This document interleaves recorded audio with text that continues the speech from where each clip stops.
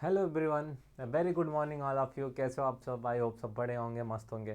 प्यारे साथियों, आज हम पढ़ेंगे ऑयल सीड क्रॉप्स। और ऑयल सीड क्रॉप्स में सबसे पहले हम आज पढ़ेंगे सूरजमुखी यानी सनफ्लावर के बारे में।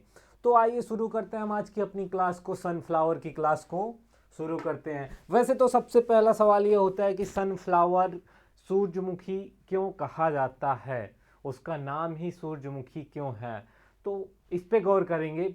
ये जो सूरजमुखी या सनफ्लावर होता है, ये एक ऐसा पुष्प होता है या फिर ऐसा पौधा होता है जो सूर्य के प्रकाश की तरफ अपने आप को घुमाता जाता है। जो सूरजमुखी का फूल होता है, सूर्य के प्रकाश जिधर से शुरू होता है और जिधर से पूरब से शुरू होता है और पश्चिम में अस्त होता है, तो वैसे ही सूरजमुखी भी सुबह सुबह सूरजमुखी का जो फूल होता है उसका मुंह पूरब की दिशा में होगा और सूर्य के अस्त होते होते तक उसका जो मुख होता है वो पश्चिम की दिशा तक हो जाता है।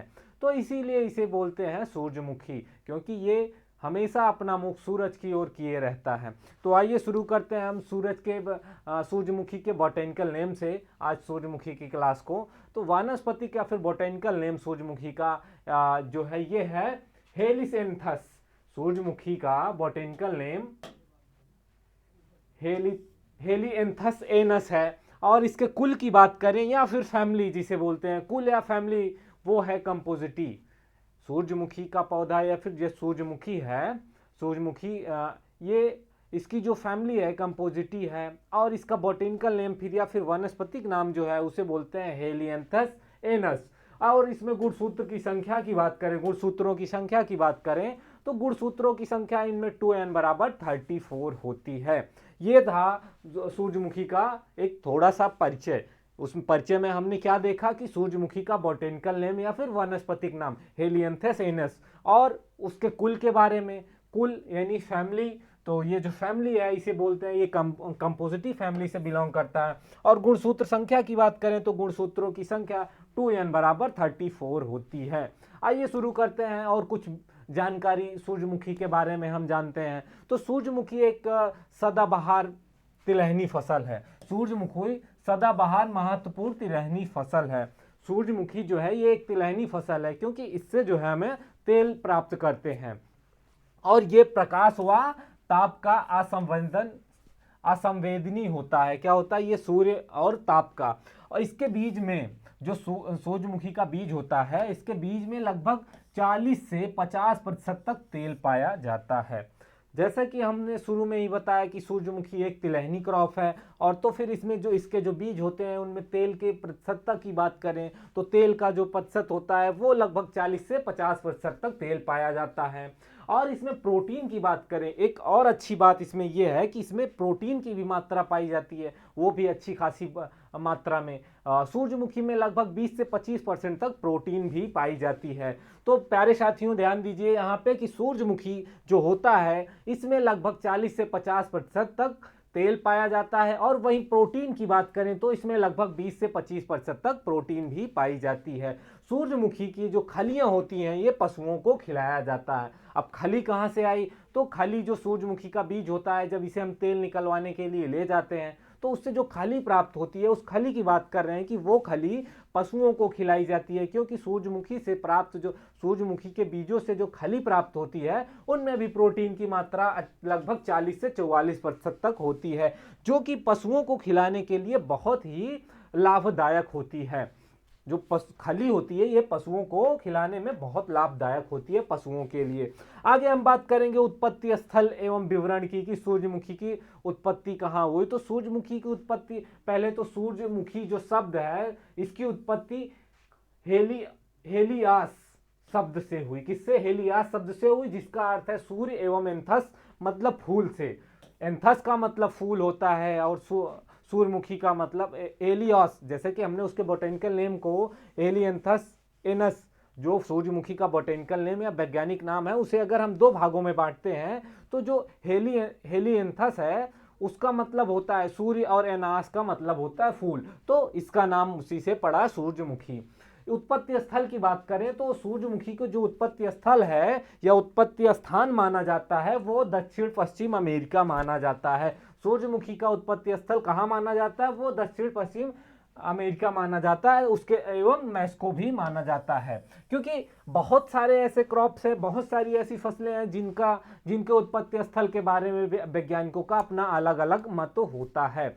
उत्पत्ति स्थल का मतलब होता है कि वे जैसे कि सूरजमुखी की हम बात कर रहे हैं, तो सूरजमुखी उन क्षेत्रों में या वे क्षेत्र जहां पे इसकी बहुत सारी जातियां देखी गई, पाई गई जातियां, उसी स्थान को उत्पत्ति स्थल मान लिया जाता है। अब सर्वाधिक क्षेत्रफल की बात करें कि सूरजमुखी की खेती सबसे ज्यादा कहां पे की जाती है या कहां पे उगाया जाता है, किस देश में सबसे ज्यादा, तो सबसे ज्यादा सूरजमुखी जो है रूस, यूक्रेन, उसके बाद भारत में तीसरे नंबर पे सूरजमुखी की खेती की जाती है। और सर्वाधिक उत्पादन की बात करें कि सबसे ज्यादा उत्पादन कहाँ होता है, देखिए क्षेत्रफल और उत्पादन दोनों में फर्क है, क्योंकि किन्हीं किन्हीं क्षेत्रों में होता है अधिक क्षेत्रफल में कोई भी फसल लगाई जाती है, लेकिन उत्पादन का जो प्रतिशत होता है वो कम होता है। तो सर्वाधिक क्षेत्रफल में उगाया जाता है, जैसे कि रूस हो गया, यूक्रेन हो गया, भारत हो गया, इन 3 देश में। और सबसे ज्यादा उत्पादन की बात करें तो सबसे ज्यादा उत्पादन रूस में, उसके बाद अर्जेंटीना में, और उसके बाद फिर यूक्रेन में सबसे ज्यादा सूरजमुखी का उत्पादन किया जाता है। भारत में सर्वाधिक क्षेत्रफल व उत्पादन वाले राज्य, अगर भारत की बात करें, हम अपने देश भारत की बात करें कि भारत में या भारत के कौन कौन से ऐसे राज्य हैं जहां पे सूरजमुखी की खेती की जाती है और सबसे ज्यादा क्षेत्रफल पर सूरजमुखी की खेती की जाती है, या फिर उत्पादन वाले राज्य कौन से हैं, तो भारत में सर्वाधिक क्षेत्र व उत्पादन वाले राज्य जैसे कर्नाटक हो गया, आंध्र प्रदेश, महाराष्ट्र व तथा सर्वाधिक औसत उपज की बात करें तो प्रथम स्थान जो है वो है उत्तर प्रदेश का। अगर सबसे ज्यादा औसत की बात करें कि औसत उपज की बात करें तो वो है उत्तर प्रदेश, और उसके बाद कर्नाटक, आंध्र प्रदेश व महाराष्ट्र, तथा सर्वाधिक औसत उपज में प्रथम स्थान उत्तर प्रदेश का औसत उपज की बात करें तो। और इसके वानस्पतिक विवरण की बात करें, वानस्पतिक विवरण जो है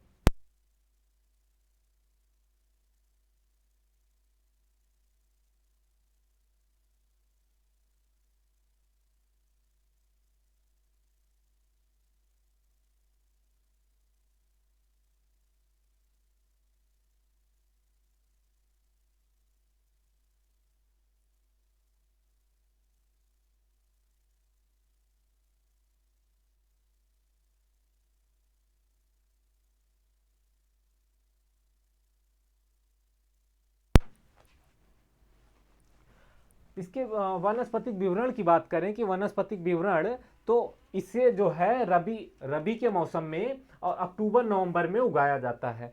सूरजमुखी जो होता है इसे रबी मौसम की क्रॉप कहा जाता है और इसे अक्टूबर नवंबर में उगाया जाता है।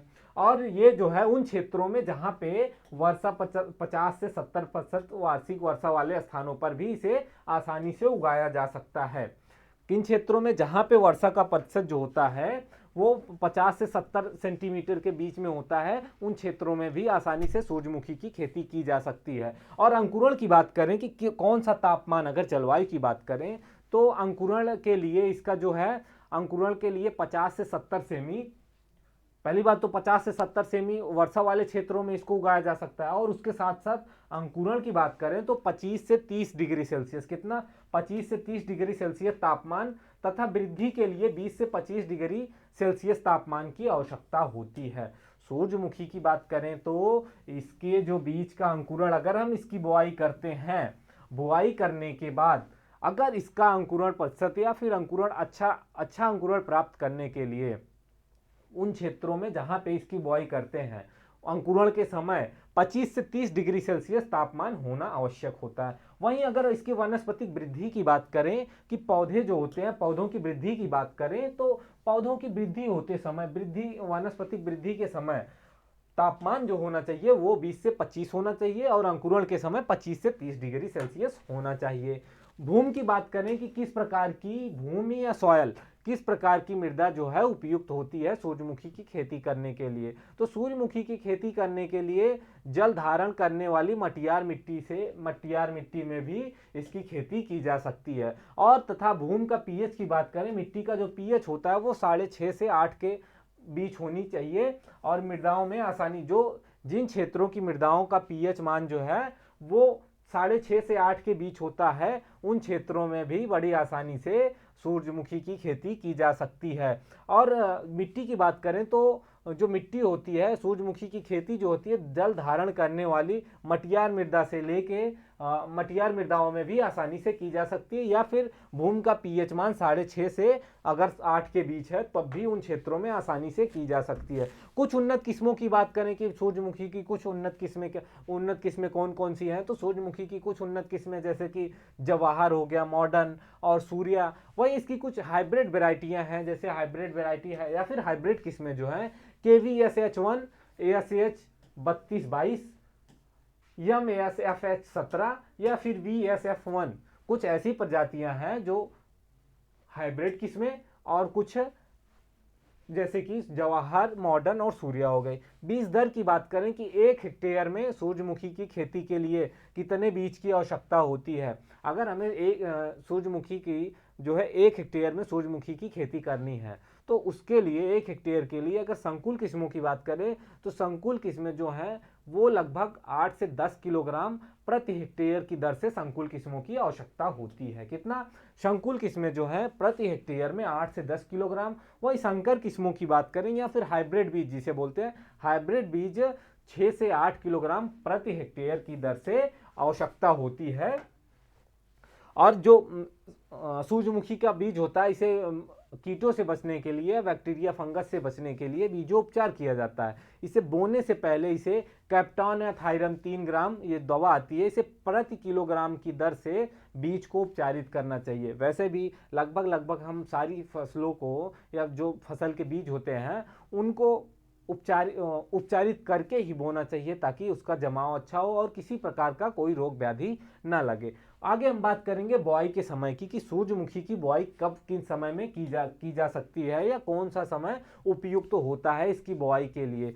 तो अगर सूखाग्रस्त क्षेत्रों की बात करी या फिर उन क्षेत्र जो सूखाग्रस्त क्षेत्र हैं, वहां पे सूरजमुखी की खेती अक्टूबर से नवंबर में, या सूरजमुखी की जो बुआई होती है वो अक्टूबर से नवंबर के प्रथम सप्ताह तक कर देनी चाहिए। बसंत काल की या बसंतकालीन मौसम में सूरजमुखी की खेती 15 जनवरी से 20 जनवरी के बीच 10 फरवरी के बीच 15 जनवरी से 10 फरवरी के बीच बसंतकालीन ऋतु में इसकी बुआई कर देनी चाहिए। वहीं बात करें खाद की, कि अगर अच्छी उपज हमें लेनी है, सूरजमुखी की अच्छी उपज प्राप्त करने के लिए, हमें कोई भी फसल की अच्छी उपज प्राप्त करने के लिए हमें खाद और उर्वरक का भी विशेष ध्यान रखना होता है, क्योंकि इसमें ही पोषक तत्व पाए जाते हैं जो पौधों की वृद्धि एवं बढ़ावर के लिए उपयुक्त होते हैं। तो सूरजमुखी के लिए खाद एवं उर्वरक की बात करें तो गोबर की खाद की बात करें तो लगभग 20 से 25 टन प्रति हेक्टेयर गोबर की खाद की आवश्यकता होती है। या फिर नाइट्रोजन की बात करें तो नाइट्रोजन 60 से 80 किलोग्राम प्रति हेक्टेयर, और उसके साथ साथ अगर फास्फोरस है, फास्फोरस जो है 60 किलोग्राम, और पोटाश जो है लगभग 40 किलोग्राम प्रति हेक्टेयर की दर से आवश्यकता होती है। वैसे हम जानते हैं किसी भी फसल को उगाने के लिए मृदा की जो पोषक तत्व, मृदा में मिट्टी की जांच करनी चाहिए, किसी भी कभी समय समय पे मिट्टी की जांच करनी चाहिए। इससे क्या होता है कि हमें पता चलता है कि मिट्टी में कौन से पोषक तत्व की अधिकता है, कौन से पोषक तत्व की कमी है, उसके हिसाब से हम पोषक तत्व को देते हैं, उसके हिसाब से मृदा में पोषक तत्व को मिलाते हैं। आगे बात करें सिंचाई की, कि सूरजमुखी की खेती के लिए कितनी सिंचाइयों की आवश्यकता होती है, या फिर सूरजमुखी का जो पौधा होता है, सूरजमुखी की जो फसल होती है, इसे अपनी वृद्धि एवं बढ़ावर के लिए पूरे जीवन चक्र या पूरे लाइफ साइकिल में कितने सिंचाई की आवश्यकता होती है। तो अगर सूखे की स्थिति की बात करें कि सूखे की स्थिति में लगभग 1 से 2 सिंचाई में पर्याप्त होती है सूरजमुखी की खेती करने के लिए। खरपतवार नियंत्रण की बात करें तो खरपतवार नियंत्रण के लिए फ्लूक्लोरीन की 1 लीटर मात्रा प्रति हेक्टेयर 600 लीटर पानी में, किसका फ्लूक्लोरीन की 1 लीटर प्रति हेक्टेयर 600 लीटर पानी में मिलाकर अंकुरण, जब बीज को बोते हैं, बीज को अंकुरित होने से पहले क्या करते हैं, इस दवा का छिड़काव कर देते हैं, ताकि कोई भी खरपतवार ना उग सके। कीट नियंत्रण की बात करें तो इसमें जो कीट लगता है सूरजमुखी में पत्ती वाले कीड़ों का नियंत्रण के लिए फैलीथियान या फिर मुइमेथियान 625 mm प्रति हेक्टेयर की दर से 800 लीटर पानी में, कितना 800 लीटर पानी में घोल बनाकर उसका छिड़काव करना चाहिए। कुछ रोग नियंत्रण की बात करें तो अल्टरनेरिया ब्राइट, इसमें जो सूरजमुखी में रोग लगता है, एक तो पहला रोग होता है अल्टरनेरिया ब्राइट, इसका प्रकोप कुछ ज्यादा ही देखने को मिलता है। पौधों पर हरे पौधों पर हरे पौधों पर गहरे भूरे और काले रंग के धब्बे दिखाई देने लगते हैं। क्या होता है इस अवस्था में, जो पौधे पौधे होते हैं सूरजमुखी के, उस पे क्या गहरे और भूरे काले रंग के धब्बे दिखने लगते हैं। अब इससे बचने के लिए क्या करना होता है, इससे बचने के लिए हमें डाईमीथेन M45, क्या डाईमीथेन M45 3 किलोग्राम की मात्रा जो है लगभग 600 लीटर पानी में मिलाकर उसका घोल बना लेना चाहिए। और इसे क्या करते हैं, लगभग 10 दिन में 3 से 4 बार छिड़काव करना चाहिए। यहाँ पे फिर से हम देखेंगे कि जब पौधों पर गहरे भूरे और काले रंग के धब्बे दिखाई देना शुरू हो जाएं तो उस अवस्था में क्या करना चाहिए, तो उस अवस्था में हमें डाईमीथेन M45 की 3 किलोग्राम की मात्रा को लगभग 600 मिलीलीटर पानी में मिलाकर उसको 10 दिन के अंतराल पे छिड़काव करना चाहिए। बार बार छिड़काव, 2-3 छिड़काव करना चाहिए ताकि इस रोग से बचा जा सके। अब आगे देखेंगे कटाई की। तो सूरजमुखी की फसल अगर खरीफ के मौसम में हम इसकी बुआई करते हैं तो खरीफ के मौसम में लगभग 80 से 90 दिन में और रबी के मौसम में 105 से 130 दिन में, तथा अगर जायज ऋतु में बात करें तो ये 100 से 110 दिन में पककर तैयार होती है। फिर से एक बात ध्यान देंगे, यहाँ पे सूरजमुखी की जो कटाई करते हैं, कटाई के लिए अगर खरीफ के मौसम में अगर इसकी खेती करते हैं तो उस टाइम पे 80 से 90 दिन में ये फसल कटाई के लिए तैयार हो जाती है। वहीं अगर रबी के मौसम की बात करें तो रबी के मौसम में लगभग 105 से 130 दिन के बीच में तैयार होती है और जायज ऋतु में लगभग 100 से 110 दिन में पककर तैयार हो जाती है सूरजमुखी की फसल। अब हम बात करेंगे आगे उपज की, कि इसकी उपज 1 हेक्टेयर में अगर हमें सूरजमुखी की खेती करनी है तो कितना उपज प्राप्त होता है। तो सूरजमुखी जो है इसकी उपज, संकुल किस्मों की बात करें अगर हम, संकुल किस्में जो है, संकुल किस्मों का उत्पादन, संकुल किस्में का कल्टीवेशन कर रहे हैं, बुआई कर रहे हैं, तो उस अवस्था में जो हमें 1 हेक्टेयर में प्राप्त होगी उपज वो होगी 15 से 20 क्विंटल प्रति हेक्टेयर। वहीं संकुल किस्मों की बात करें तो संकुल किस्मों में लगभग 20 से 30 क्विंटल प्रति हेक्टेयर हमें उपज प्राप्त होगी सूरजमुखी की। तो आज की जो हमारी क्लास थी प्यारे साथियों, ये थी सूरजमुखी पे। सूरजमुखी एक ऑयल सीड क्रॉप है और इसमें जो है प्रोटीन की मात्रा भी लगभग 20 से 25% तक पाई जाती है। और तेल की मात्रा की बात करें तो सूरजमुखी के दानों में, सूरजमुखी के बीजों में तेल लगभग 40 से 45% पाया जाता है। और सूरजमुखी की सबसे ज्यादा खेती यूक्रेन, रूस में, अर्जेंटीना में की जाती है। भारत की बात करें तो भारत में अगर औसत उत्पादन की बात करें तो भारत में औसत उत्पादन उत्तर प्रदेश में ज्यादा है। सूरजमुखी की खेती करने के लिए लगभग, अगर सूखे की स्थिति है तो उस अवस्था में लगभग 2 से 3 सिंचाइयों की आवश्यकता होती है। और अगर इसमें अल्टरनेरिया ब्राइट या कोई रोग लगे अल्टरनेरिया ब्राइट जैसे, तो उस अवस्था में सूरजमुखी पे डाईमीथेन M45 का 3 किलोग्राम प्रति हेक्टेयर की दर से लगभग 600 लीटर पानी में घोल मिलाकर इसका छिड़काव करना चाहिए। और हमने उपज की बात की। हाँ, भंडारण के समय अगर सूरजमुखी का हम भंडारण करते हैं तो भंडारण के समय हमें नमी का विशेष ध्यान रखना चाहिए। और भंडारण के समय नमी की जो मात्रा होनी चाहिए वो होनी चाहिए 10 से 12% के बीच में नमी की मात्रा होनी चाहिए। तो प्यारे साथियों, आज की हमारी जो सूरजमुखी की क्लास वो होती है यहीं समाप्त। हम मिलते हैं अगली क्लास में एक सरसों या फिर अलसी की जो ऑयल सीड क्रॉप्स हैं, हम ऑयल सीड की जो क्रॉप्स हैं हम उस पर चर्चा करेंगे अगली क्लास में। जय हिंद दोस्तों।